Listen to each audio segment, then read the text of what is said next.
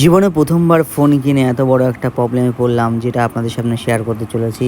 জীবনে ফোন কিনেছি অনলাইন থেকে, ফ্লিপকার্ট থেকে 12X 5G, যেটা 6GB আছে, ওটা ফোন কিনেছিলাম।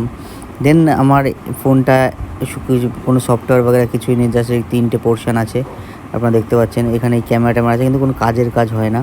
তো সেটা নিয়ে সার্ভিস সেন্টারে যেতে হলো। তো ট্রেন ধরে প্রথমে চলে এলাম কৃষ্ণনগর, কারণ কৃষ্ণনগরই সার্ভিস সেন্টারটা। তো এখান থেকে একটা অটো ধরে নিলাম। অটো ধরে চলে যাচ্ছি বউবাজারে, কারণ বউবাজারে রিয়েলমি সার্ভিস সেন্টার আছে। আর আমার ব্যাগে আছে সেই ফোনটা, যে ফোনটা নিয়ে এত সমস্যায় পড়েছি। তো টোটো দেখতে পাচ্ছেন 2-4 জন আছে। আর এই দেখুন ইস্পাত চলে গেল। আর এই দিয়ে দেখুন বেঙ্গল ট্যানারি আছে। আর এখানে আছে ইনফোসিসের দোকান আছে। তো স্যামসাংয়ের বহু কিছু দেখতে পাচ্ছেন। এর দিয়ে সরাসরি বউবাজার যেতে হচ্ছে। কিছুটা সময় লাগবে, 5 মিনিট মতো সময় লাগে। তো অবশেষে পৌঁছে গেলাম রিয়েলমি স্টোরে। এখানে 3টে ম্যাম ছিল, যারা আমাকে খুব হেল্প করলো। কিন্তু এনারা যা ভয় দেখিয়ে দিয়েছিল, আমি সত্যিই অনেকটা ভীত হয়েছিলাম। কারণ ওরা বলছে যে সাপোজ এই সফটওয়্যার মারার পরে যদি না হয়, তখন কিন্তু এনারা ফোনটা আটকে রাখবে যতক্ষণ না ফ্লিপকার্ট থেকে রিপ্লেসমেন্ট না দেবে, ঠিক আছে।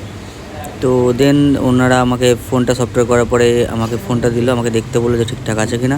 তো আমি অন করার পরে দেখলাম মোটামুটি ঠিকঠাক হয়েছে। তো আমি নিশ্চিন্তে একটু নিঃশ্বাস নিতে পারলাম, কারণ আমার ফোনটা ঠিক হয়ে গেছে। দেন এখান থেকে বাড়ি আসার উদ্দেশ্যে রওনা দিয়েছি। তো এখানে স্টেশনে এসে দেখতে পাচ্ছেন এখানে ট্রেন দাঁড়িয়ে আছে।